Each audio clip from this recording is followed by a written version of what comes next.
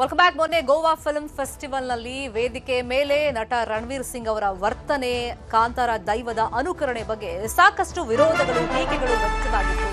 ನೆಟ್ಟಿಗರು ತೀವ್ರ ರೀತಿಯಲ್ಲಿ ಆಕ್ರೋಶ ವ್ಯಕ್ತಪಡಿಸ್ತಾ ಅವರು ಕ್ಷಮೆ ಕೇಳಬೇಕು, ನಮ್ಮ ಸಂಸ್ಕೃತಿ ಪರಂಪರೆ ಏನಿದೆ ಫಸ್ಟ್ ಅದನ್ನು ತಿಳ್ಕೋಬೇಕು, ಅವರು ಕರಾವಳಿ ಅಳಿಯ ಅಂತೆಲ್ಲ ಆಕ್ರೋಶವನ್ನ ವ್ಯಕ್ತಪಡಿಸಿದ್ರು. ಇದೀಗ ರಣವೀರ್ ಸಿಂಗ್ರಿಂದ ದೈವಕ್ಕೆ ಅಪಮಾನ ವಿಚಾರವಾಗಿ ಕೊನೆಗೂ ಎಚ್ಚೆತ್ತುಕೊಂಡಿದ್ದಾರೆ ಬಾಲಿವುಡ್ ನಟ. ಸಾರಿ ಕೇಳಿದ್ದಾರೆ ಸೋಷಿಯಲ್ ಮೀಡಿಯಾದಲ್ಲಿ. ಚಿತ್ರದಲ್ಲಿ ರಿಷಬ್ ಅದ್ಭುತ ಅಭಿನಯ ಮಾಡಿದ್ದಾರೆ. ಅವರ ಅಭಿನಯದ ಬಗ್ಗೆ ಹೇಳೋ ಉದ್ದೇಶ ನಂದಾಗಿತ್ತು. ಈ ದೃಶ್ಯ ಮಾಡೋದಕ್ಕೆ ಅವ್ರು ಎಷ್ಟು ಶ್ರಮ ಬೇಕು ಅಂತ ನನಗೆ ಗೊತ್ತಿದೆ.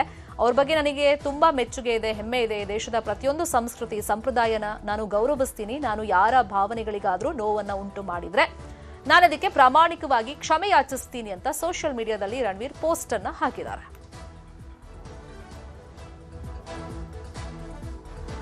ತುಳುನಾಡಿನ ದೈವವನ್ನ ದೆವ್ವ ಅಂತ ಕರೆದಿದ್ದು, ಜೊತೆಗೆ ರಿಷಬ್ ವರ್ತನೆ ಬಗ್ಗೆನೂ ಕೂಡ ಒಂದಿಷ್ಟು ಆಕ್ರೋಶ ವ್ಯಕ್ತವಾಗಿತ್ತು. ಈಗ ಸಾರಿ ಕೇಳಿದ್ದಾರೆ ರಣವೀರ್.